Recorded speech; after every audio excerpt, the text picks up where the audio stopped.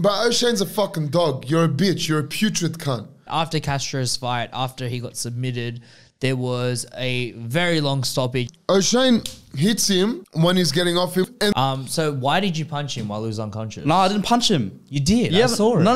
Look, do you have do you have another angle? It's right there. Do you want another angle? Go to my TikTok. Luke Tyson told me. Luke Tyson apologized. Luke Tyson said sorry because I saw the other angle. Luke won the fight. I won the fight. Why are you using that? All right, guys, we need to stop for a second because I want to ask you something. Do you know what the #1 regret is for a human being? It's not betting on themselves. It's not taking a chance, and it's not chasing that dream that you often see discussed on this show. And do you know what the #1 reason as to why people don't do that? It's because of money. But if there's anything I want you to take away from this podcast, it's that you can. You can go and chase your dreams. You can travel the world. You can start the next Fortune 500 company. That's why I'm super excited to announce that I've partnered with Monarch Financial Group. Monarch Financial Group are a team of mortgage brokers who are absolutely committed to making sure you get access to the money that you need and the education that you need. They've got teams of mortgage brokers with over 10 years of industry experience. And that experience goes towards fighting tooth and nail to make sure that you get the best deal possible. So it's time to stop procrastinating on that dream. It's time to go to monarchfinancialgroup.com.au. Make sure to mention Luca's podcast in the process. Bang, welcome back to the #1 podcast in the world. Thank you guys so much for smashing the subscribe button. I know a lot of you guys are probably here from TikTok, so it goes without saying that if you haven't subscribed already, come join the #1 podcast in the world. We're the fastest growing community on YouTube, and we are here to provide high quality content. I think this is probably one of my most anticipated and most requested guests at this point. Really? Man. Requested? Oh, absolutely, man. I think with the whole backstory that we've got going on here, it's going to be a really fun episode. So I'm really glad that you're here. Yep. I'm joined here with Oshane, the one and only king of TikTok mixed martial arts. The guy is the undisputed, unquestionable GOAT of TikTok MMA right now. Thank you very much for joining me today, my man. Thank you for having me. Of course, bro. Of course. It's you flew out from Melbourne, made the trip down to Sydney, which really appreciate, man. That's awesome. Yeah. And dude, we're gonna have some fun today. Yeah. This is gonna be sick. So, firstly, congratulations, champ. I always like to congratulate the winners of these fights. Appreciate it. Yeah. Are you walking around with the belt? Are you just wearing it every day? No. I just have it in my room. Right. Just sitting in my room. Yeah. It's got to be nice to look up at every day though. Yeah, I haven't hanged it up or anything. It's just on the couch right now, but hopefully, the plan was hang up in the gym, but we're waiting for the people to come do that. Right. Yeah, so you train at XFC? Yeah, everyone. Yes, under Khan Husmak, yeah. Big shout out to Khan. I've been watching a bit of his content. You actually did a documentary series with him. Yeah, we made a doco for the fight, the lead up to the fight, and then after, a little bit after. So how did that idea kind of churn out? Because I know Khan does do a little bit of content. Yeah, he does do YouTube, yeah. So how did that conversation come about? Basically, he was the one who actually told me to do the TikTok fight. So I knew they were gonna do a TikTok fight. Like I heard about Castro, Joey, all that. They were about to do a TikTok fight, but I wasn't interested. Like I didn't think I was gonna be able to come all the way to Sydney, do it. I had school, all of this, and then Khan texted me one day. He's like, "Hey, I saw these people organizing this TikTok fight, and you should do it." And at first I was like, nah, I gotta fly to Sydney, blah, blah, blah. And he was like, nah, do it. I'll train you for it. I'll come to Sydney. I'll be in your corner, this and that. I was like, all right, I'll text Suman and then sort it out. So I texted him. I was like, can you give me you already knew Suman? Yeah, I knew Suman. I knew Suman ages ago. One time on TikTok Live. I can't remember. He was watching the TikTok Live, one time ages ago. And I saw the verification tick. And I'm like, who's this guy? And then he jumped in. He was a chill dude. I was talking to him on the live. Oh, no, not TikTok Live. What do you call it? Insta Live. Insta Live. So I put him into the thing, and then we were talking on the Insta Live, and I think Mons was on the thing as well. And then, I think it was Mons' live. I'm not too sure. But, I was talking to him, and then that's how I got to know him. Right. So earlier this year, Yeah, super chill dude. He's really the backbone behind a lot of Sydney's MMA, man. Without Zoom, he's a very critical player. Without Zoom, and a lot of it doesn't happen. He's awesome. So he kind of just proposes to the idea, hey, do you want to fight on this card? Khan did propose it, And so you shoot a message to Suman. Yeah. And like, at this point, do you have like any reservations? Because you hadn't fought prior to this. No. So Didn't fight. did you have any reservations? Like, what do you mean, like fights coming up or something like that? What do you mean? No, like, I mean, when Khan put the idea forward to you and he said, hey, I think you're going to be really good for this card. You've got a TikTok following. We've been training for a while. Like, you did a bit of kickboxing back in the day, right? Yeah, I did kickboxing, yeah. Were you like at all kind of hesitant to go into this event because it is like a big step out of your comfort zone? The thing that was holding me back is not the event or anything. It was like because it was in Sydney, right. And I haven't traveled like that in a while. Because I usually go when I travel with my parents. This was the first time I did that with someone else. So I don't know if my mum was going to let me, and so that's why I was a bit hesitant. But then I asked her; she was like cool with it. So yeah. That's how it came about, yeah. Because it must be tough. Like, I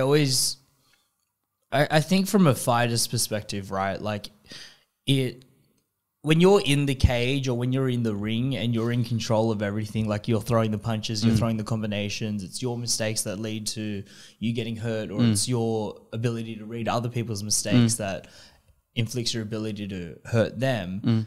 You feel so much more control in this situation. But I know for relatives, for loved ones, for girlfriends, for brothers, for sisters, it's so hard to watch like your friend or your brother or your son step into the cage. And I know you actually mentioned in your post-fight speech that your dad drove all the way from Melbourne. Yeah, he drove. So I kind of gather then that your family's always been really supportive of this mixed martial arts. Yeah, as soon as a bit trickier. My grandma hates it. My grandma hates it. Mum's mum hates it. My mum, she kind of likes it. Sometimes she's like, I want you to focus on studies. Sometimes she likes the fighting.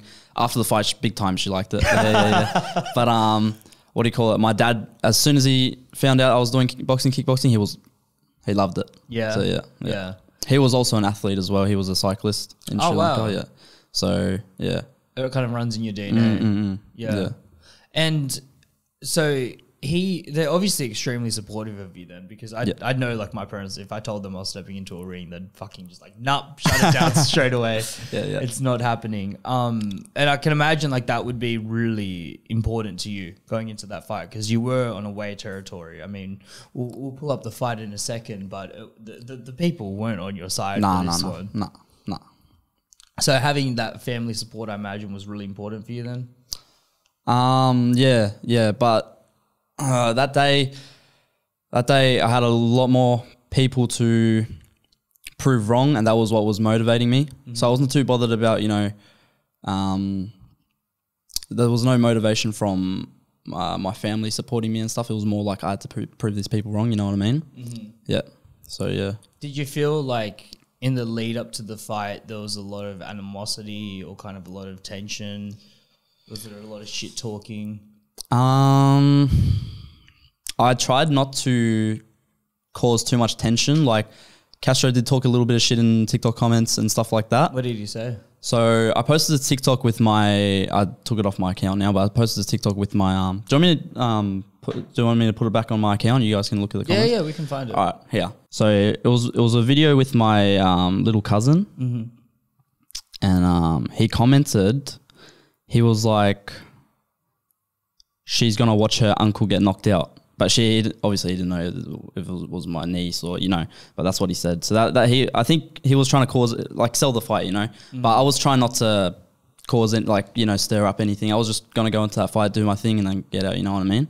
That's a weird one. That's a weird one to go off. Yeah, that kind of pissed me off. That was like, because I wasn't talking any shit or anything like that, Well, it's such an innocent video. That's the context behind it, right? Yeah.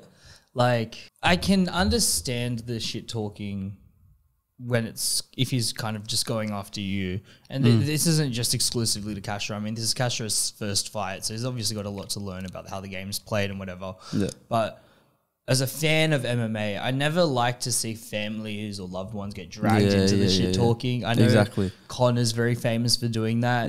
He'll drag Khabib's religion. He'll drag Khabib's family. He'll drag his friends, his culture, everything that he possibly can into the shitstorm to fuck with Khabib's head. The head, yeah, exactly. Yeah. And on one hand, it's like, well, yeah, it sells pay-per-views. Exactly, this is yeah. great. Like, it's going to be great for the business. We're going to churn in. We're going to have the biggest event. Like, Khabib Conor was the biggest UFC event in their history. Yeah. It was. And you have to give a lot of credit to Conor for promoting it in that way. But then you also see the spillage of that and what happens afterwards. And you see, you know, Dylan Dennis talking shit in the crowd and Khabib just leaps over the cage and then a huge brawl breaks out. Yeah. And so there are consequences for those kinds of actions. So I'm very reluctant when people go after other people's families and stuff. Yeah. You know, like everyone that watches this show knows, like, this show kind of is known for having fighters come on here and talk shit, but there is definitely a line that I won't let them cross as well. Yeah. So yeah, that would have really pissed you off. Yeah. I texted Khan. I was like, bro, look at what this guy's saying. Khan was like, I kind of have respect for that. He said, I have respect for what Castro was doing. Not in what, like, obviously what he said was kind of, you know, but because he was trying to sell. So Khan was like, I have respect for Castro for trying to, you know, G it up, you know what I mean? So I understood that perspective, but also because it was at my little cousin, I got pissed off, you know what I mean? A little bit pissed off, Of course. Was there any like retaliation on your end? Nah, I didn't. I kept it in. You know what I mean? On the day, I'll sort you out. You know what I mean? Yeah. We talk now.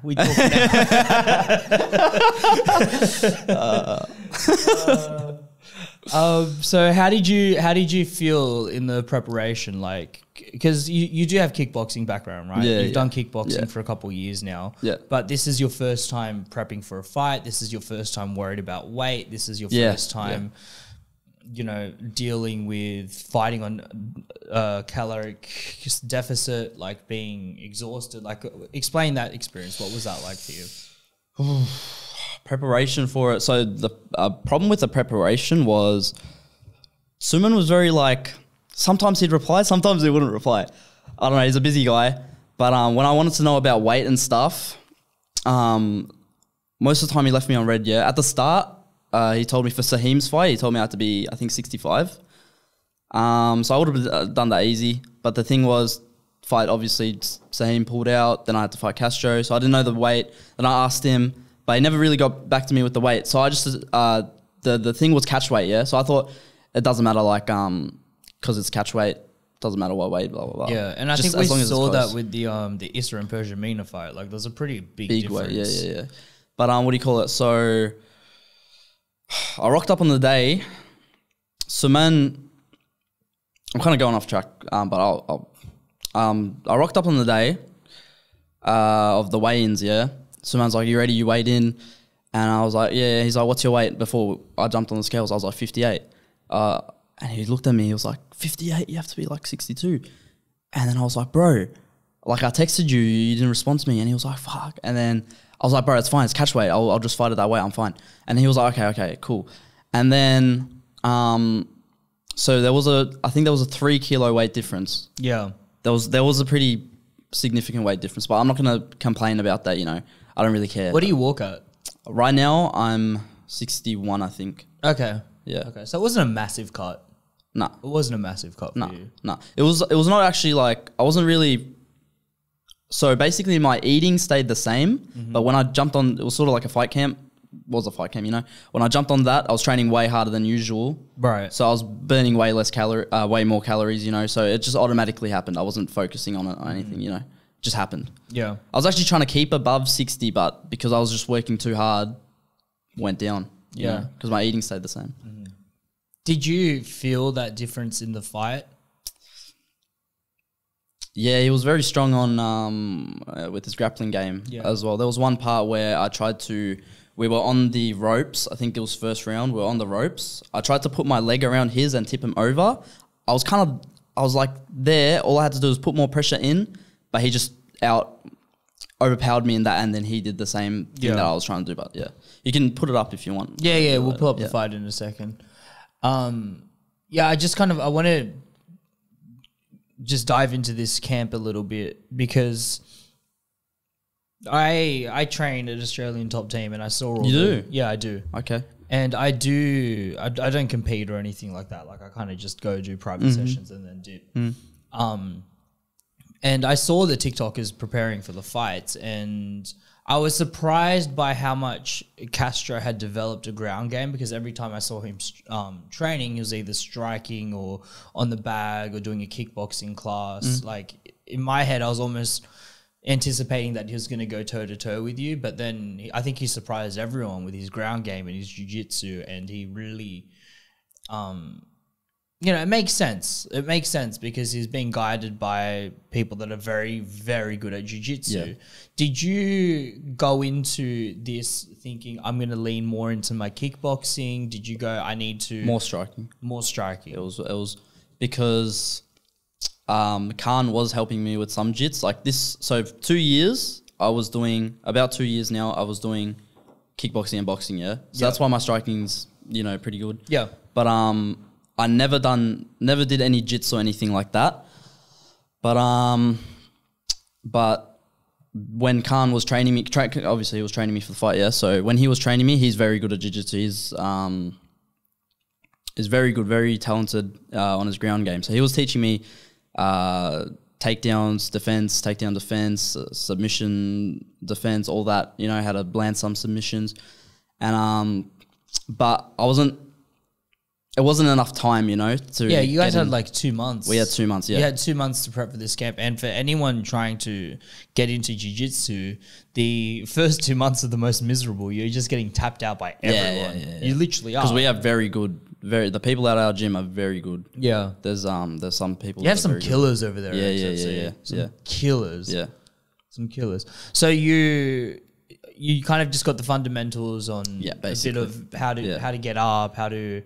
defend yourself, what's a triangle, what's an armbar, what to look out for. Basically, yeah. But that wasn't really like you're going to lean into your jiu-jitsu and try and submit him, which ironically enough you did. Yeah. It was very ironic, yeah.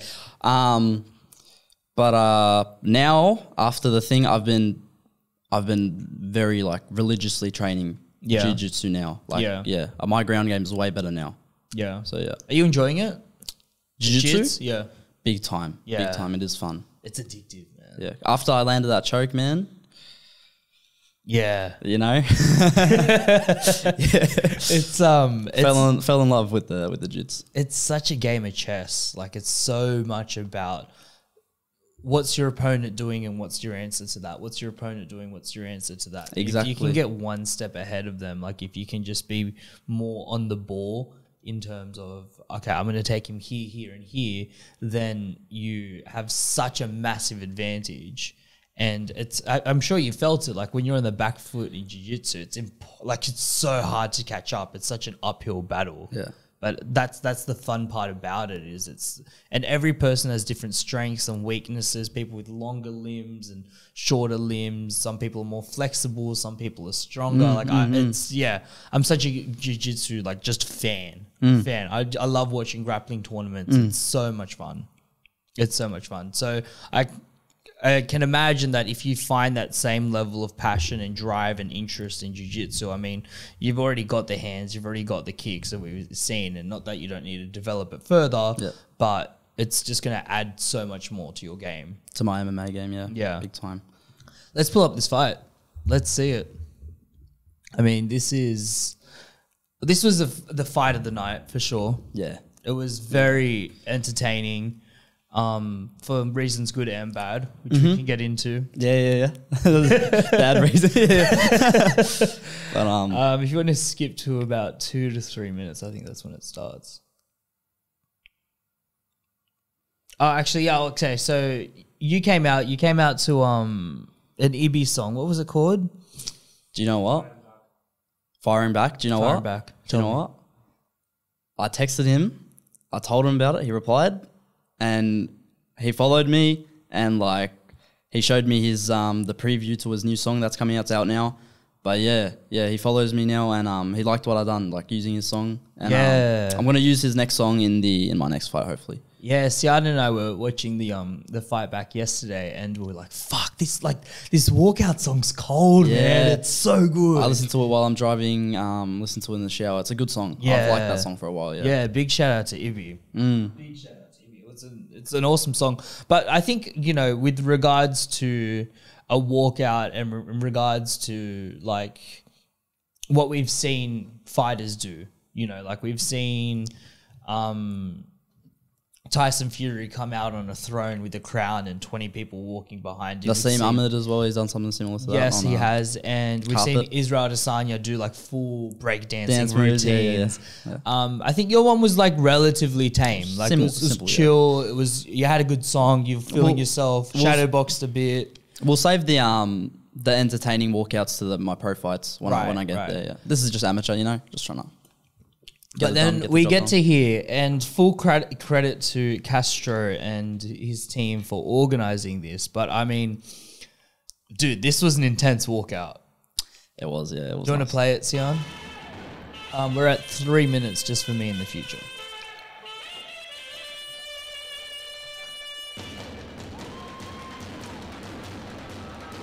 So, did you know that this was going to happen? No. You had no idea. So when you see someone get into the ring with the drum, what's going through your head? Okay, listen, this is the honest. I remember what I was thinking. So basically, when I was walking up and I was in the ring, I felt a bit of nerves. Yeah, felt a bit of nerves. When they were hitting the drums, the vibration, I could feel it in my stomach, and it was making the nerves worse. It was making it because the vibrations are running through my stomach. I could feel it in my diaphragm. It was a bit tingly, and it's making it worse. So I'm just like, fucking stop. And those drums are loud, man. Yeah, They're fucking loud, and they'd echo in the Orient Center. But like, all that money, man, just to get to sleep. I was sitting there like, bro, is this gonna be a fucking? Am I at a wedding or am I at a fight?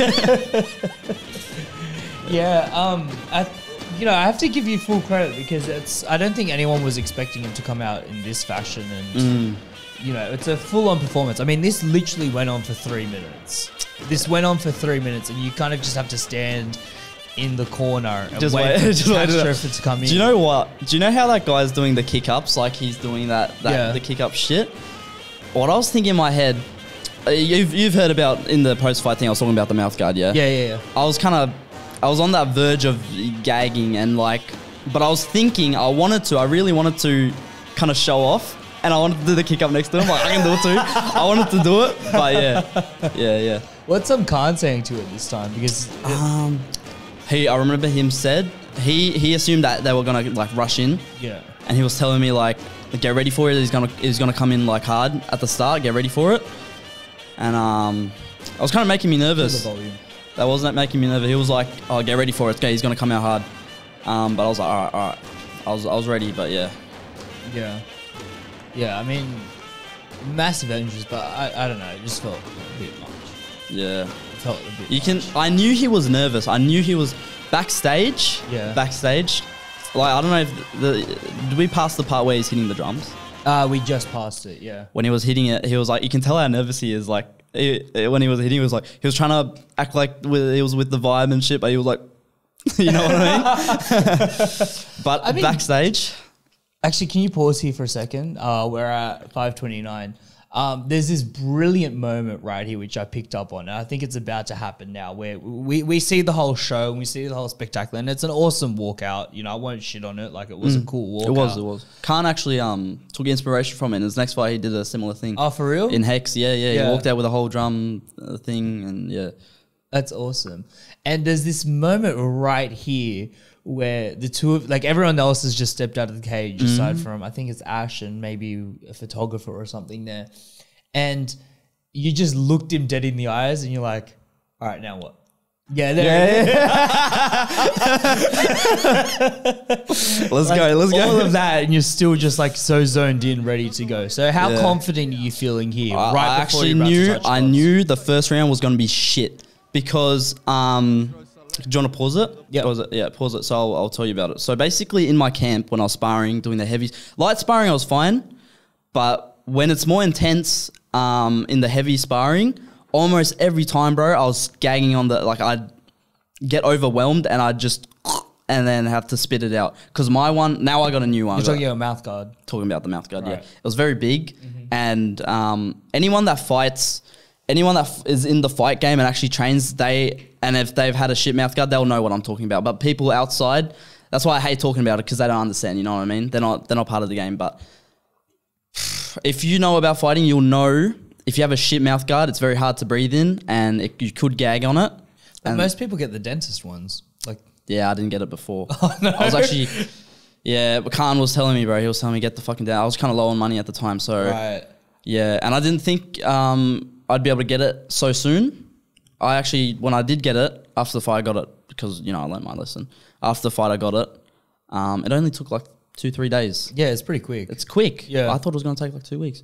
So anyways, Khan was telling me get it, but I didn't listen. I thought I could hack it. I thought I could. When I was training, I was also going for runs with the mouth guard in to try and train myself to breathe better in it. But my mouth was so dry, and that's when I knew it was going to be a shit fight. Like, if you play me walking up when the thing, what do you call it, the referee gets us together, you'll see I'm so out of it. Right. Because I just knew it was going to be a shit round. I was like, my mouth was so dry. I was on the verge of... Yeah, Okay, just you'll play it play it. You'll see what I'm talking about.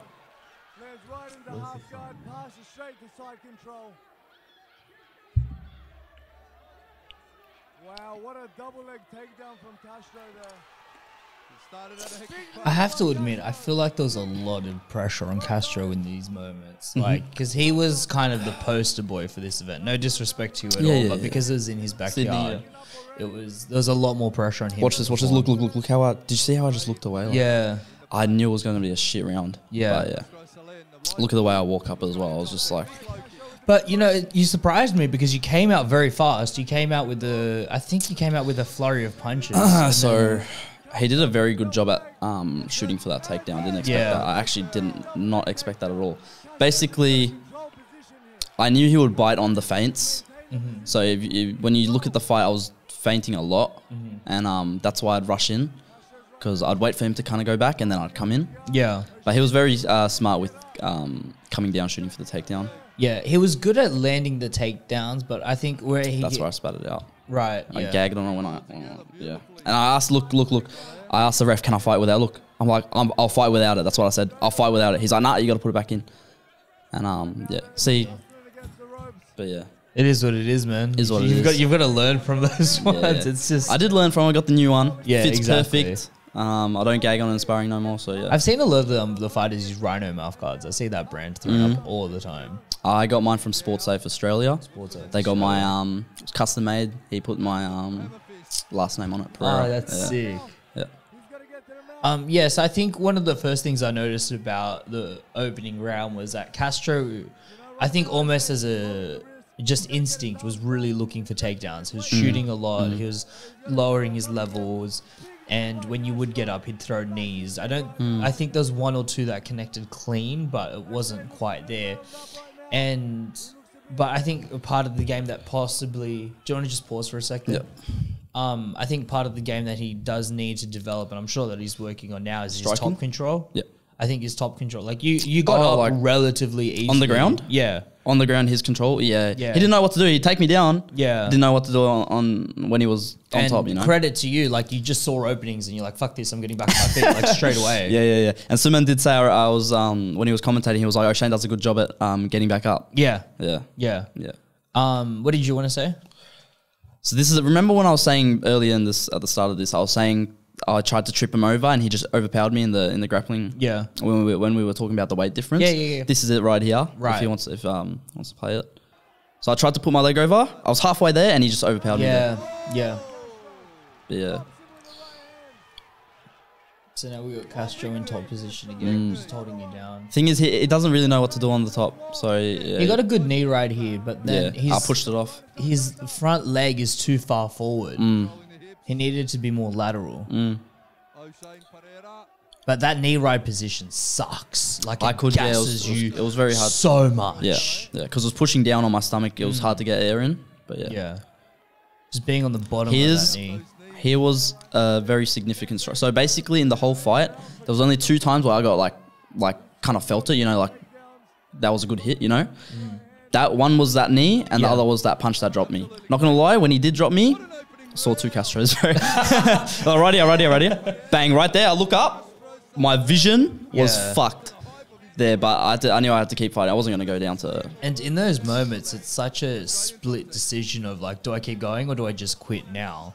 Did you feel there was a moment like... No quitting. What do you mean? No quitting. There was no quitting. Yeah. There was no thought of quitting. Right. But yeah. No, because I've been knocked down and I know like that shock feeling that comes with it, like that, like trying to regain your composure, regain your legs, and that was fun. I was confident. I was still confident. So when I went down, I was still a bit confident, but it was just like I noticed that my vision was kind of fucked, but I had to do something about it, you know. So I went to get back up, and that's what I did. Okay, so first round definitely did not go in your favor. I mean, you did land a few body kicks and stuff, and you had your moments when you were striking, but there wasn't really much to talk about you from that first round. I think Suman said that was a 10-9 round for him. 10-9. Yeah, 10-9 definitely. Yeah. It was, it was rough, and so you've got to kind of pick yourself back up here. And do you remember what Khan was saying to you in these moments? Do you want to pause it? Yeah, you I'll go try for and figure it out. So there was two things I remember. One was kind of funny. I'll tell you about it when we get there. But I remember one thing he was telling me was be more in and out. So come in, shoot a couple of punches, come back out. You know what I mean? In and out, in and out. That's what he was telling me. That's one thing I think there he was telling me that. But other than that, I don't really remember much. He was very motivative. He was saying like, at the end of the second round, when the third round was about to start, he was telling me like, come on, yeah, you've made it. Like, you've made it to the third round. I'm so proud of you. Shit like that. And also my dad, he told me after the fight, he didn't tell me, obviously, when the corner thing was happening, but after the fight, he did tell me, my dad was very like, he was very worried because he saw like I did very bad performance first round. He was very worried, and Khan told him, don't project any of that onto him. Mm-hmm. We'll talk about after, don't project any of the worriness onto him, yeah? I need to keep him positive. So that's why the whole time he was smiling, bro. Like the whole time he was keeping that energy. Do you know what I mean? Yeah. It's so important to have a good cornerman, man. He's very good. Important. Very motivated. He's very motivative, yeah. And it has to be someone you trust. And it has to be someone that's really in your corner. I mean, when you have like... Mike Tyson went through a lot of this where he would just kind of get whoever into his camps because he knew he was good and he was fucking up and he was partying too much, and he'd kind of just get his mate that he did coke with the week before to be in his corner. And, I think because of decisions like that, we were robbed of some of the best years that could have been Mike Tyson. When you can contrast that to someone like Khan, or if you look at the Leon Edwards against Kamaru Usman fight, I mean, that speech that, I forget his name, but Leon Edwards, cornerman, the speech that he gives him in that fourth round right before he gets that head kick is like, it sends chills down my spine, man. Come on, son. Be the boss here. Come on, Leon. Be the boss. Okay? Come on, we're going to pull that one now. It's 1-1. Come on. Come on, Leon. Feet as well. When you shout your feet, don't stand still. Yeah, when you're nice and low. Come on, don't make it bully you, Leon. Don't let him bully you, son. Sit down, sit down, sit down, sit down. Listen. You gotta get angry now, Leon. You're too down. Come on, you're letting him control you too much, son. You gotta get your hands going, Leon. You gotta get your hands going. Come on. Look for your clean to you.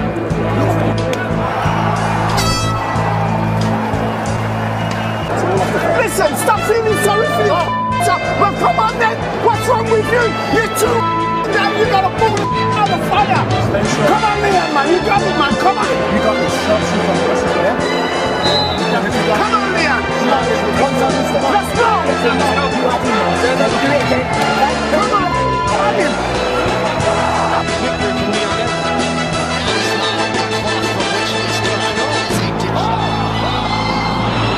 Because that's really what you need. Enhances that urgency. Yeah. Because like technically, sure, he can say to you, hey, like be more in and out, show more of a 1-2, feint a bit more. But when your adrenaline is amped up that high, it is so hard to follow instructions, especially in your first fight. Not gonna lie, the whole fight, he was cornering me. Not gonna lie, the whole fight, I wasn't picking up. Yeah. But in the corner, when he was cornering me, obviously he was right in front of me. I could pick it up. In the fight, bro, barely hear. I could maybe hear some. I don't remember hearing much. But yeah.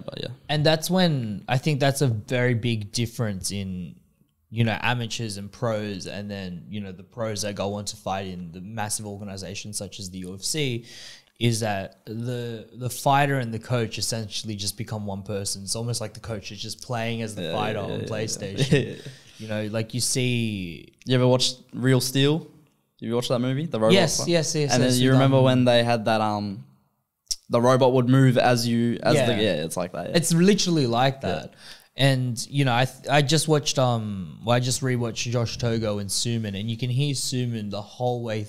Josh Togo up against for the UAE Warriors title, and Suman's cornering him, and you can hear Suman just the whole way through talking to him, and as Suman's talking, Josh is just executing. Like, they have that synergy, and I think the more fights that you get into it, and the more experience and more exposure you get, you'll be trained to hear his voice and go for it. Yeah.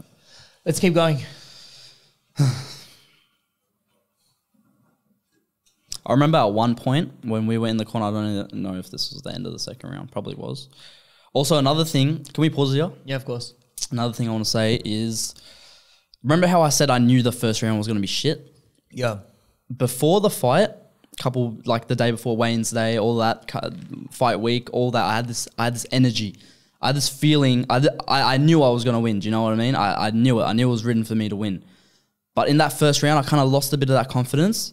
But second round, I got it back. Like, I'll tell you when the time comes. I'll tell you where to pause it. But yeah, I got the confidence back in the second round. You'll see me talking to him in the thing. So first round, I kind of that feeling, that energy that was telling me I'm gonna win this fight, that kind of went away. But when I got the kicks and then the punches after that at the start of the second round, that's when I got that confidence back. Yeah, that feeling, that energy of me knowing that I was going to win, that came back. I think that's one of the things I have to give you the most amount of credit for in the fight is you started every round very strong. You looked for center control straight away. You either opened up with punches or kicks. I think here you actually landed a pretty mean head kick, didn't you? I think he did block it. I think he still got affected by it. Got a bit 100%, dude. Chin to face. That's right. It's right here. So bang, and then he had the nice switch body kick. kick there. Bang. And that punch right after the kick was what gave him the black eye. Right. What I learnt a lot from rewatching this. My mistake here was... Just pause for a second, Sion, because a lot happened. My mistake there was I went in way too deep. So I got really pumped up. I hit him. After the kick, I hit him with that good right hand, and I just ran in. Yeah. I should have kept my distance. Should have kept my distance and then... in and out. Work from the... In and out. In and out. What kind of was saying, but yeah... that was my mistake. That won't happen again in the next one. Yeah, and I think you know, it makes sense because you finally land something and you feel like fuck yeah, let's go, and that's where the experience plays. Bro, I could have possibly finished the fight right there with a TKO if I just kept a bit of distance because he was rocked. Because he went for that panic takedown. Yeah. I could have taken advantage of that, but yeah, just went in way too deep. Yeah, and then he's gone for a heel hook. It hasn't. I actually tried to go for one back as well. You'll see me trying to do it there. Do you want to go back 5 seconds? Yeah, just press play. Look, I saw him trying to go for my leg, so I tried to do it as well. And that's why he ditched it. He told me on live after, he ditched the attempt because he thought he wasn't really sure how to do it. So he thought I was going to do it to him. He told me on live after. So yeah, he kind of panicked. He tried to lock the knee, but then he just gave up. He let it go. Gave up on it, yeah. Because I went for it as well. Yeah. Here you'll see me talking to him right here. I was like, is that all you got? Like 1 hour. You'll see me. You'll see me. Watch. Because I got the confidence back. Nice that energy back. There, nice body triangle. Really close up. Look at that. Do you see me talking? Yeah. Yeah. But yeah, that's because I got that energy back. That was telling me that I was going to win. Yeah. Yeah, we really started. There was just very poor. I could have. I don't know. I was probably gassed out. I don't know. He came in just a lapse in focus, maybe. Yeah. And so positions like this are really where a weight advantage becomes a problem because I was struggling to breathe here. My head was kind of like, see. I was struggling to breathe, but I had to push him off. Yeah. So I pushed him off. And, you know, full credit to Castro. Like, he kept you busy. He kept you working. Whole time, yeah. He definitely wasn't going to give you a chance to breathe. I was trying to get my leg around his head, but it was not flexible enough. And it might be, yeah, so this is... bro- Pause here, Sion. This, bro, is just all pillow shots. It's fucking pillow shots. I didn't get hurt by any of those. But, bro, I was so scared in that moment because see how that ref is crouching down? Yeah. I was so scared. I thought he was going to call the fight. So the urgency fucking went through the roof. I was trying to get him off me. But, yeah, eventually I did. You know, this, I don't know if you know, but this photo right here has been... Used in the fucking thing. I won the fight. I won the fight. Why are you using that? That is exactly like if they want to sell a rematch between Khabib and Conor striking Khabib. That's exactly what they've done here. Yeah, I saw it. Look, I'm a big fan of the UFN and Suman and ATT, but yeah, I saw that. I was like, oh, that's a bit low. Yeah. That's a bit below the belt. And especially when you kind of look at this moment here for what it really is, and like you said, like nothing really connected. That was vicious. Like you didn't look like you absorbed. Do you want to just play It's all just slaps, bro. Like look at it. It's just Look. Like you can tell he's definitely going for it, but I think there was no real weight into it. When you do a ground and pound, you want to use your whole body like that. You know what I mean? Yeah, I think he was going more so for volume. Like he was just trying to keep you busy to get that TKO. Yeah. And he probably knew that in top control it looked better for him. Yeah. Here, I could have gone for strikes. I was gassed. I just rested on him there. I remember the moment. I was just trying to get my breath back here. Trying to breathe. Which is smart, man. Like when you're in top control, you're in the dominant position, you're winning. This is your opportunity to recover. It's the person on bottom that really has to worry. In MMA anyways. Here goes for the triangle. Yes, and this is really where I want to give you a lot of credit, man. This is where we saw like the fundamentals of your jiu-jitsu really coming through because he's got a triangle here. The angle's not great, but he's done well to throw up a triangle. And I felt it too. Towards the end, it was kind of a bit tight. Yeah, of course, man. And once he got that arm across, especially, and he's kind of like choking you with your own shoulder, like that's deep. And his coaches saved me. His corner saved me. So basically, see how I'm posturing up like that? Yeah, just pause. All he had to do was pull my shin and try and get me off the ground like that. Yeah. And his coaches were telling him, grab his shin. I reacted before he did. I moved my legs a bit back so he couldn't. But yeah. I think really what he had to do earlier on was cut a better angle off your hip and then he would have got that like nice and deep and you would have been fucked. But, and you know, credit to him for throwing it and getting it because triangles are you need to be very flexible to be able to land them properly and especially in a fight. You know, he surprised me with that. He really surprised me with that.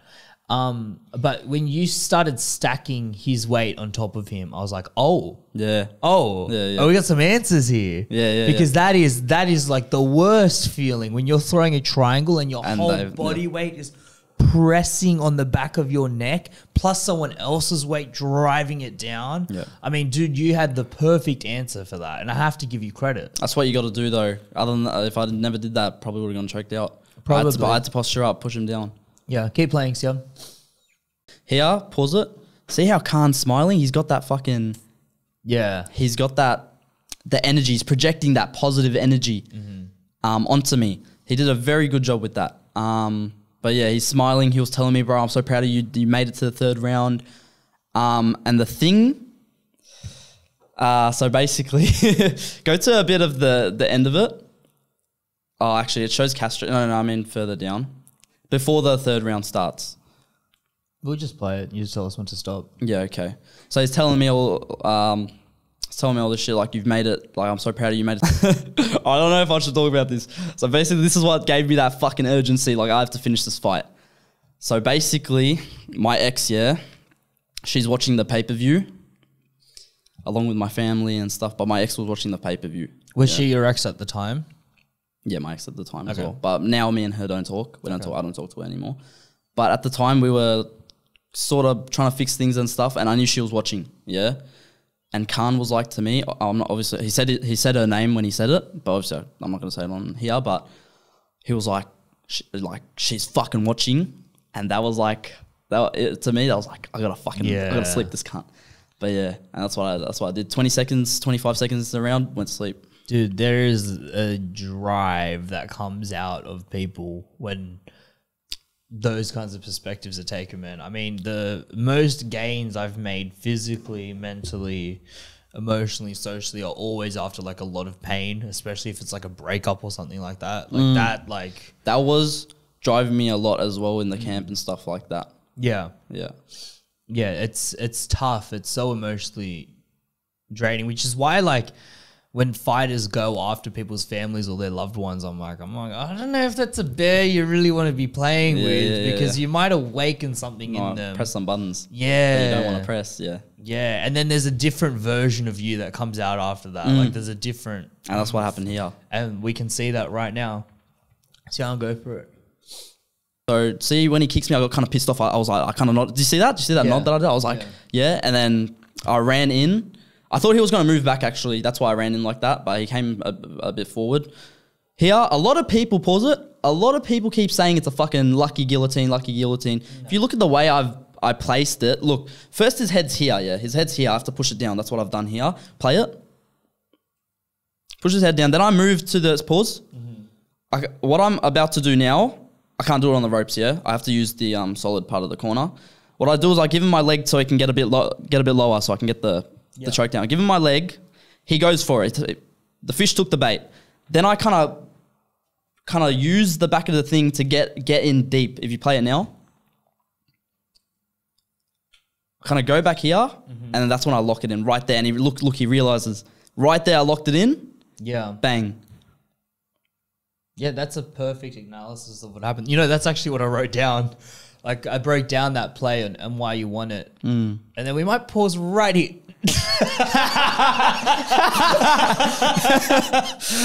Okay, so what happened here? Firstly, I want to give you your roses, man. That was an excellent guillotine. That was really fucking good. It was skillful. You baited him with the single leg, and you knew he was going to go for it because he was going for singles or doubles all night. Yeah. I think he gave you an opening in that his head positioning wasn't great, and you saw that. You took advantage of it. You submitted him in the guillotine, and dude, I mean that's what martial arts is. It's problem solving, and you solved the problem. And that, I mean, full credit to you, man. So why did you punch him while he was unconscious? No, I didn't punch him. You did. I saw it. No. Look, do you have do you have another angle? It's right there. Do you want another angle? Go to my TikTok. Luke Tyson told me. Luke Tyson apologized. Luke Tyson said sorry because I saw the other angle. Look, open my TikTok. You got to see this. A lot of people think I punched him because of the other angle. What I've actually done is go to my TikTok and scroll down. I actually texted the ring girl to get this angle because I saw her recording. Had no way out because everyone knows, like, if you get stuck in a guillotine, just lean in as much as possible. But because you closed your guard, you forced him back down, and you had pressure going both ways. Just Anyway, so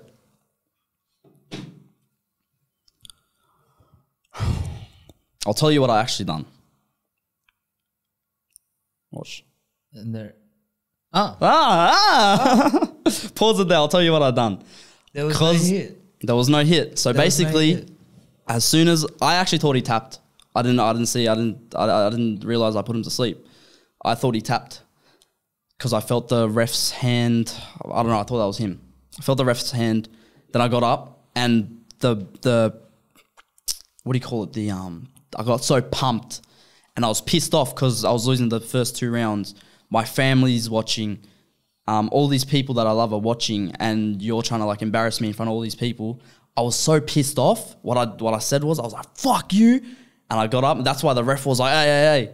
That's why if you want to play it again, can we play with volume? Will it come on? Yeah, it's fine. I was like, "Fuck you!"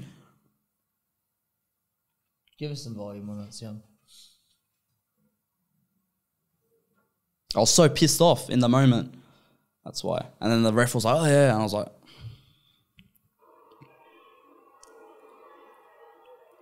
Did you hear that? Yeah, you can read it on the lips. Yeah, so that fuck you. Yeah. Okay, well, on behalf of my entire TikTok account, then I do apologize. No, it's all right. We got that one wrong. It's all right. We got that. It happens, man. It happens. And look, when I made that content, I was very reluctant to put it out because I don't like to trash other fighters, and I don't like to be the one to be talking shit. But I think there is the reason I put it up was because there is this overarching concern that I do have of hitting people while they're unconscious. Yeah, of course. That genuinely does strike a nerve with me. I don't like to see it, even when someone gets knocked out. I get it's part of the job and you have to do it, but I'll never do that. If I know they're sleeping, I'm not going to hit them. yeah, Do you know what I mean? I agree with you 100%. And look, it does happen in fights where, people will just have these crazy, come from the grave moments. Like Ben Askren, when he was fighting against Robbie Lawler, was out cold. He was just eating all these punches, and Robbie Lawler's on top of him. And Robbie Lawler is one of the best strikers that the UFC has ever seen, one of the most vicious fighters, one of the best champions the UFC has ever seen. And he's on top of Ben Askren, just pounding away. Ben Askren goes out, and then Robbie hits him again, and he comes back up because he got hit again. Yeah. He wakes back up. Ben Askren goes on to submit Robbie Lawler in the same fight. Yeah. So I do understand why fighters have to do it. It's because you have to make sure the job is done. Yeah. And until your hand is raised, you don't know.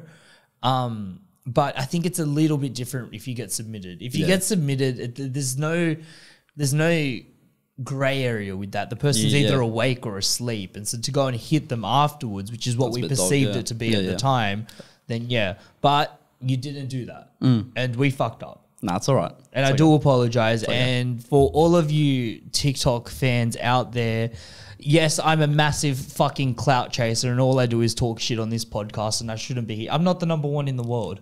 Yeah. The comment section, your fans are ride or die, man. Are they really? Your fans are ride or die. Yeah.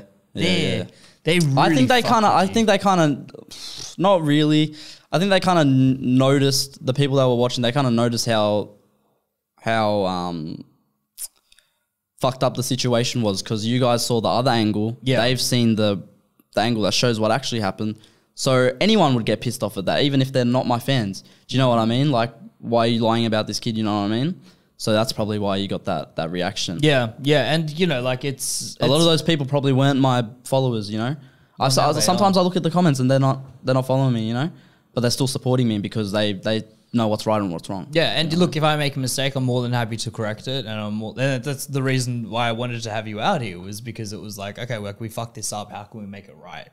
And I think it's important to set the record straight. And it's probably worth mentioning, we recorded that episode straight after the fight. Like literally, you guys fought on Sunday, was it? Yeah. We were there in studio on Monday. Yeah. So none of the other angles, we could barely get the fights ourselves. Like we wanted to react to your fight like in its entirety, and we couldn't get it because Urban hadn't even put it up yet. The Isra and Persian Mina one, I think that's the one we reacted to, wasn't it? Yeah, Isra and Persian Mina one was just already on YouTube. Do you know I didn't even watch that? I've only seen a little bit of it. I didn't even watch the whole thing. I was actually warming up in the back when that fight was happening.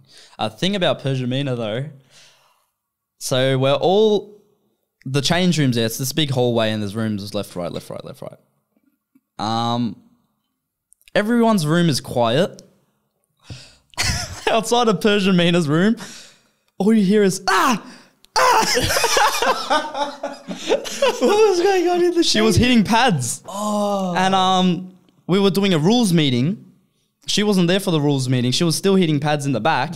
We're trying to do this rules meeting, listening to the ref, listening to the rules. All we hear is, But I mean, dude, if you want to talk about just pure entertainment, like that was like Persian Mina Isra was one of the most entertaining fights of the night. Do you reckon? I didn't even see it, so yeah. Technically, like it just wasn't there. Both girls gassed out at various points in the fight. I think there was just, I don't know. I was telling Isra stop. Like I saw her smoking. I was telling her to stop. Because I think on live one time she was smoking while training for the fight. And I always tell people when they're smoking and shit. As a runner muck, I'll say, oh, that's haram. Like, you shouldn't do that. But honestly, I hate when people smoke, and like I'm very against drugs. I'm very against drugs and getting bruised up and shit like that. Yeah. So yeah, that's probably why she got gassed out very early. All the smoking. It definitely doesn't help. It definitely doesn't help. Yeah, it's a rough one because if you're pursuing this professionally, that you can't smoke. I mean, that's just a given. If you're trying to get into, you know, whether you're trying to get into Hex or whether you're trying to get into Eternal, whether you're trying to get into Bellator or UFC. Tell that to Sean O'Malley, mate. Oh, that guy fucking smokes, bro. But weed, I find weed a little bit different. Yeah, do you reckon? Yeah, I find weed a little bit different. You know, It's not as bad as It doesn't have the same. It doesn't leave the same kind of damage on your lungs as opposed to what cigarettes do, because cigarettes are full of toxins and cigarettes are full of chemicals, and the battle between vapes and cigarettes is always going to be there. But I really think cigarettes just are the worst possible option for you. Whereas I think weed, especially mixed martial artists, I think it has this. And feel free to push back at any point in time. But I find that weed when you roll, or weed when you spar, or weed when do you reckon it keeps you more calm? I don't think everyone should be using weed. I don't think everyone should be smoking weed. I think there's probably a lot of mixed martial artists that justify their weed usage with the fact that they're rolling or they're doing MMA, and that's not the case. Like, it shouldn't be every single time you go and train, you need to smoke weed. That's ridiculous. You're a stoner. But I think at the same time, there's probably a happy medium, and I think that happy medium lives in CBD. I think CBD does have similar effects where you can get that, like, more fluidity in your motion and more. You're going to have faster muscle recovery. You're going to sleep better. You're going to hit these flow states a lot better. A lot of top athletes are using CBD. Do you know what I reckon? Have you ever heard of how they might give, like, antidepressant pills to, like, depressed people? Yeah. They'll tell them that it works, and it could be just, like, sugar pills. And placebo. Yeah. Exactly.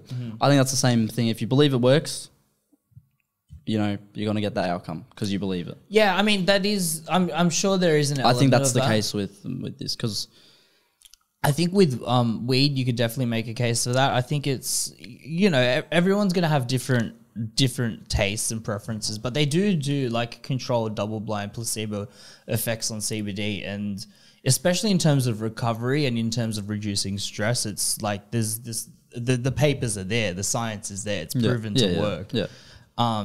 But, you know, I also think you can make it as a professional athlete without marijuana. Big time. Like, of course. The majority of them do it that way. Yeah. Yeah, so you mentioned there that, am I right in assuming that you're Muslim? Is that what you... No. No? I'm not Muslim. What religion are you? Agnostic. So I believe there's a creator. Right. Of course, there has to be. But I don't have a specific religion. Right, so you don't fall into one kind of category. No. Because I did hear you mention earlier. So I don't know where I got that you're Muslim from. Sorry. But I did hear that you said earlier that this was kind of pre-written for you. Or that, like, this was written for me, that I was going to succeed, I was going to win the fight. Big believer. So I'm curious about that. Big believer in manifesting and... Okay, I see. Stuff like that. So yeah, I do believe there's a creator. I do believe there's someone watching. What kind of practices do you use to manifest or to... Repeating, imagining, visualization, stuff like that, yeah. Yeah? Yeah. Like, are you envisioning every single punch that you throw? Are you thinking about yourself lifting the belt? Like, how, what's so your basically, process this like? is one thing. I was on the train. To the weigh-ins with Khan, and also a couple of days before, like fight week. All the fight week, I was imagining my hand being lifted and his head kind of down. Right. I was imagining that, and picture perfect. Like, that's what it showed on the fucking on the cameras. That's exactly what happened. His head was a bit down, my hand was lifted, and it came true. The thing that I was imagining in my head over and over, exactly how I imagined it, it happened. So yeah. Yeah, there's something about preparing your mind, and you know, there's varying beliefs as to how much control you really have over your environment, and there's, you know, philosophies like the law of attraction and visualization where people believe that they can impose their will onto the universe, and the universe will give to them. So it's almost like asking you shall receive. It's that anecdote or that message that's kind of relayed over and over again. You hear it across a lot of religions, and you hear it across a lot of scriptures and a lot of spiritualities, like that theme of asking you shall receive, or do unto others what you'd have done upon yourself. I mean, that exists in various religious pretexts. So I find it interesting that, you know, everyone kind of universally accepts that to some degree or another, whether that's asking God for something, or whether that's asking Allah for something, or whether it's asking the universe for something. There is something there. I'm not quite sure what it is yet. But yeah, it's really, did you pick up that practice on your own, or how did you get introduced to that? I grew up a Christian. Grew up a Christian because my parents were, like my mum and my stepdad. And my dad wasn't, now he is. Right. Kind of converted. But I was a Christian. So was church like a big part of your life growing up? Yeah. I did go to church every Sunday. But I kind of, when I was younger, when I was maybe 12, 13, I kind of thought about it a bit, and like how easily Christianity could have been faked. Like someone could have just made this book, you know, but no disrespect to the religion or anything. That's not what I believe, but I'm just like, there's so much evidence to like dinosaurs and stuff like that and human evolution and things like that. There's so much evidence towards that. So I was kind of on my own. I kind of was like, you know what, maybe this isn't true. Do you know what I mean? Oh, 100%. That's how I sort of, but I always believed that there was a higher power. I always believed that. Yeah. Yeah. There's a humbleness that comes with that. Like when you accept that you're not in control of everything and there is something out there that's calling much bigger shots. People that genuinely believe in like the Big Bang Theory and stuff like that, it's just like, look around you, bro. Do you know what I mean? Like, there's no way that there's no creator.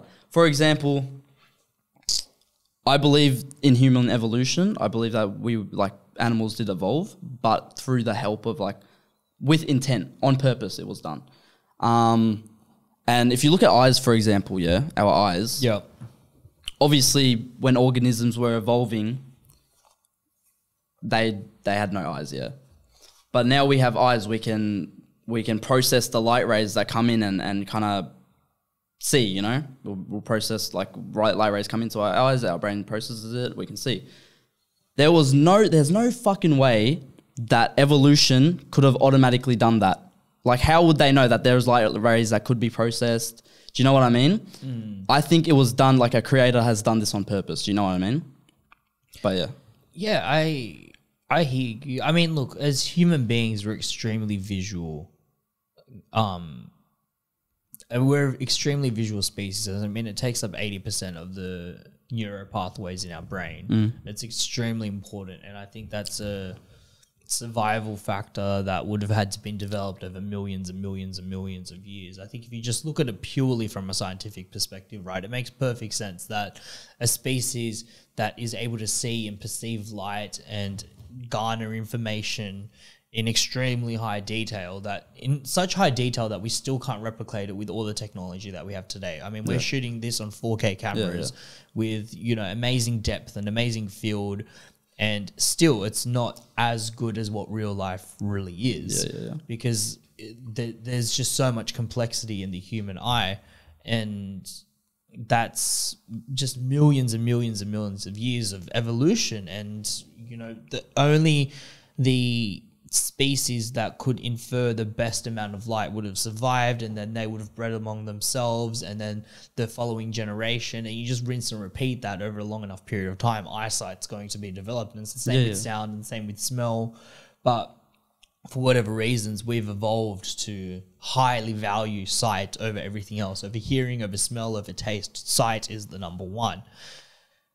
Whether that signifies that there is a creator or not, I'm not sure. I think it does kind of make sense. What I'm saying is, how would eyes have, from the start to now, how would they have developed? How would the evolution process, as it was evolving, as the organisms were evolving, how would they know that there is light rays that could be processed to see? Do you know what I mean? There has to be someone, like a creator, that has done this on purpose. Yeah. Do you know what I mean? Or maybe the creator lives within us individually. I mean, that's a philosophy as well, right? Like we are the universe? Yeah. Do you know what? Yeah. I've heard that before, Yeah, I think I sit a bit more closer on that end. I think there's you know, it's the concept of the Holy Spirit, right? Is that there's a God, there's an omnipresent being that dictates, you know, the rules of life and right from wrong and what does happen and has oversight over the entire universe. But then there's a fragment or reflection of that lives within every single person, and it's a personal relationship at the end of the day. I think people that don't develop their own spirituality, whether that be through religion, whether that be through psychedelics, whether that be through spirituality and meditation, I think people that don't develop that side of them, you really do see like there's something missing there. Like they're not quite complete. And that, I mean, no disrespect for people that don't believe. Like, you know, it's your own journey and you've got to figure it out by yourself. It's your life. Yeah, I think it's just worth diving into. I think it's worth looking around and seeing, like, why has this scripture been here for so long? Why is it so present? Why is everyone talking about it for thousands of years? Another thing that trips me out is in the Quran and in the Bible, it talks about how the Euphrates River will dry up. There will be gold in it and people will fight for the gold. And then that is soon after that will be the, what do you call it? The like Judgment Day, yeah? And it's happening now. The Euphrates River has dried up and they have found gold. Oh, have they? In it, yeah. The Euphrates River. Can Can you pull that up, Sam? The Euphrates River? And there's gold there. So I might look into maybe converting. Heading over to the Euphrates River, picking up some gold? No. I mean like converting, you know? Right. Yeah. So you're open, like you're pretty open. I am. Like there is a good chance that like Allah could be the creator. That's cool. You know, I think you see a lot more of that in our generation now. I'm going to have to dig into this. Thank you for sharing that. That's interesting. Yeah. Speaking of prophecies, what are your future prophecies for your career? Where are you taking this? Where are you going? Next year, my plan is get as many fights as I can. Just amateur, just grind out next year because I have no school to worry about anymore. I finished that. No, I'm not planning on going to uni or anything like that. I just want to train.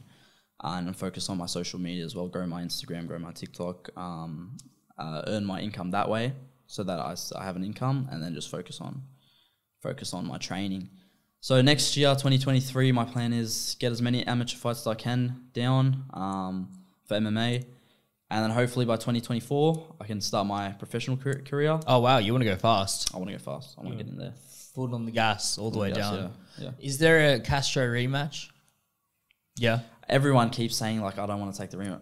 I've told them, I'm down, February. Do you know what I mean? But they keep saying, like, oh, Oshane's trying to, like, duck me out. I've already told him. So you'll say it right now on the podcast. February, I'm down for the rematch. February, Castro, Oshane rematch. You heard it here first. I've got some rapid fire questions. Wait up. I think they want me to do it in December because, you know, the card, in Melbourne. Yeah, that would make sense, actually. But the thing is, they want to do a private event. They want to have some, you know, when the UFC was in COVID, they still did the fights, but no one was there. Like, you know what I mean? Yeah. They want to do something similar to that. It's a big fight, bro. I want a whole crowd there. Yeah, that seems a bit of a waste. Exactly. Yeah. So I want to do that rematch. I think February, they said they want to do like another similar thing to like the takeover in Sydney with the whole. I actually like fighting in Sydney because the rules are different for amateur. You don't have to wear shin guards. Ah, right. And I actually like that rule a lot because I feel like it looks a lot better when you don't have the shin guards on. Yeah, and it's more realistic. Yeah. It looks like a proper like pro fight, you know what I mean? Yeah. So yeah. It's like when you see a boxing match and they've got like 16-ounce gloves and headgear. You're like, come on. Yeah, come on. You want to see that? You want to see the 10 ounces, you know? Yeah. We're here to watch violence. Yeah. We want to see someone get knocked out. Rapid fire. Okay, yeah. So I remember you said in the documentary that you gave Castro his clout. How did you do that? Okay, so basically, is this rapid fire? Do you want me to answer quick or I've just got a bunch of questions I haven't answered yet. Okay, so basically, and also I need do you know to Hannah shout out the Zaza? sponsors, Monarch Financial Group. Do you know Hannah Zaza? Hannah Zaza, no. Do you remember that like 30-year-old girl that Castro was hanging around with? Oh yeah. See how it remembers. Do you want to pull up her TikTok? Okay, go for it. We don't have that much time. Okay, all right, cool. I'll pull it up in post. Yeah. Okay, yeah, okay, cool. So basically, her, I was friends with her because me and her we go live and shit. Yeah. Castro, me and him, believe it or not, me and him used to be like good mates on TikTok. Yeah, we'd join each other, we'd talk, we'd run amok, this and that. Me and him were very cool. with each other. And one day he was telling me he's coming to Sydney, I think November, December sometime. He was coming to Sydney. He texted me, he was like, I'm coming to Sydney. So I thought, you know what, I'll do something nice for him. We'll arrange a little TikTok meetup with me, him, different TikTokers. So I made a group chat. Hannah, my friend Carla, do you know Carla Vidovic? Yes, I do. Yep. My friend Hannah, Carla, some other people, Castro, and Hannah added, you know that Sammy guy who's big on TikTok now, who's on the rankings, that Sammy dude, the short muscly one, him. She added him, and I'm trying to sort this out. I want a little, we can make TikToks together. With Castro there. Because I wanted to do something nice for him. You know, he's coming from Sydney. Like, plus, let's do it's something. smart. Make content together, grow exactly. together. So That's the way to do it. the plan was we were all going to go, I think originally it was St Kilda. And then we switched to Chadstone. So we're all going to meet up in Chadstone, the shopping centre in Melbourne. And the day comes, Hannah's all the way in north side. Castro's somewhere in the city. I think it was tough for Hannah to come down all the way to Chadstone. But she said she was going to do it, yeah. So anyways, me and Carla arrive at the spot, assuming everyone else is going to come as well. Me and Carla are there. And then fucking Castro first, he doesn't want to come because his hair's a bit, he wanted to get a haircut. Right. Anyways, he gets the haircut and he texts me, he's like, I'm coming, just give me a couple hours. Next minute, these guys fucking, Hannah and him and Sammy, they went off and done their own thing. So me and Carla got a bit pissed off because they didn't even tell us about it. They just decided to do their own thing. I'm the one who fucking introduced you guys together. Yeah. Do you know what I mean? I introduced you guys and you guys want to go off, do some other shit without us. So that was when the beef sort of started, me and Castro's heat. That was the start of that. But I didn't really talk about it until I heard that those two, they went live together and they what do you call it? They went live together and they were saying, like, they were talking shit about me. They were saying I was bossy and stuff because I was trying to make it fucking happen. I was very like chop with it. I was like, all right. I get it, dude. Like, listen. Do you know what I mean? No one wants to be the organizer of the event, but someone has to do it. Someone has to do it. So they were complaining that I'm bossy. Castro was talking shit about me. Fucking, and Hannah was talking shit about me. All that shit. But anyways, then they start making TikToks together. Castro was getting so much fucking clout from it because he's obviously with his 16-year-old guy hanging with this 29, nearly 30-year-old girl.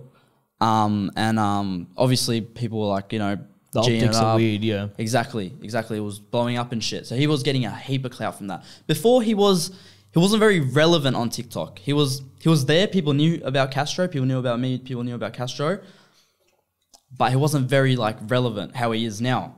And that's what kind of got him that relevancy. Then after that, I gave him that opportunity. Do you know what I mean? I introduced those two together. And then after that, he went on to LUCA podcast, all this, started flying around. But none of that would have happened if I didn't introduce him to that girl. That's a weird situation. So in the face off as well, when me and him faced off, I said to him, I'm looking in the eye, I'm like, time to get my clout back. That's what I said to him. If you want to play that in the video. I absolutely will. Okay, we've done that. Do you have any goals on other platforms? YouTube, Instagram? Or is it just purely TikTok? Instagram. Yeah. And so I really want to grow that. I want to get above 10K in the next couple of months. If they want to follow you on Instagram, where's it at? Oshane.Perrera. Oshane.Perrera. That's my Instagram. Links will be in the bio. There's a lot of money to be made on TikTok, especially on TikTok Live. Some of the top creators report making well over 10 Gs a week. Yeah. How much money are you making on TikTok? Right now, so basically, my plan was do the fight and then I'll just abuse live, yeah? And I did that and I fucking got banned that week. Oh no. So I was on the rankings, I got banned that week, and then like I'm making good money, but it's not really about the money as well. Like obviously the money's good, but I also want to entertain people. Like that's my goal as well. And obviously the money comes with that. How good? What do you mean? How good's the money? Right now, well, bro, I used to started this year. 1 week I made 6K in a week. Whoa, shit. So, yeah. But right now it's good. It's good enough to live off. Do you know what I mean? Right now. I'm entertaining people, which is good. I'm 18 now. That's crazy. Turned 18, I think. Well, what month is it now? October, yeah. That's awesome. Last month. Yeah, turned 18. Yeah. Well, rightly so, bro. I mean, you know, I always applaud creators that find a way to monetize and find a way to monetize through them. So it's not like I'm trying to come at this with an angle. I'm just like genuinely impressed. Yeah. That's crazy. Yeah. 18 years old. Yeah. Fuck, man. One day I made 1K in that day. Whoa. In a day, yeah. And my dad's so proud. Like when I told him, he was like, that's my son, you know what I mean? Yeah. He was very proud. But yeah. Yeah, right now it's a bit, we're cruising, you know? Right. I really want to be big on the rankings again. I'm trying to aim for that. Do you have a strategy for that? Like, do you map out your plan, like how we're going to do rankings? Big thing you have to do is go live on right when the rankings reset. Because if you get your gifters to gift right then, you'll be on the rankings, and then other gifters will sort of see you on the rankings. Right. They'll want to help you. So the earlier you can get to the top. The earlier you can get to the top, it's easier to stay on the top. Right. Do you know what I mean? Yeah, fair enough. And that's what I was doing that first week after the fight. I was keeping my spot there and fucking got banned. Bro. Are there any TikTok creators you won't work with? Won't? Well, what do you mean? Make TikToks with and... Yeah, like you won't go on live with... Oh. Not that I won't go on live with. Okay. Maybe I don't mind talking a bit of shit with someone. Okay. You know? If Castro sends me an invite, so like, yeah. jump I'll on? accept it, no worries. That's hectic. But yeah. Awesome. But in terms of like working with... I really want to do collabs and stuff as well. But yeah. Obviously, there are some people like I wouldn't want to, you know, associate myself with. Yeah, fair enough. I mean, look, there's some questionable characters on TikTok and there's some questionable ways that people are doing it. But, you know, I have to give you full credit, man. You are 100% authentic, real. You keep it real with your fans. You have an amazing mullet. Can we see that blue ratty, by the way, that you've got going on? Dyed it, I think 2-3 days ago. That. Can I just ask why? Why blue? So basically... I just like the color. It's not really blue. It's more aqua. But, right. Yeah. What do you call it? My idea is every fight I have, I'm going to have a new color, and it's up to my fans to sort of guess what's going to be the new color. That's what I want to do. So each fight I have throughout my career, I want to have a new color each time. Sweet as. So, yeah. Dude, thank you. Congratulations again on the win. I do apologize for our miscommunication. All I'm good. glad that we can be cool now. I hope. Are we cool? Yeah, of course. Sweet I as. don't have to put you to sleep. All right, guys, thank you very much for watching this episode. Please go support Oshane. Please go support Monarch Financial Group. They're a key in making this episode happen. And if you need any finance, mortgages, you want to get a new AMG, whatever the case, Monarch Financial Group, Steve Issa will help you out. And I look forward to seeing you next time. Subscribe.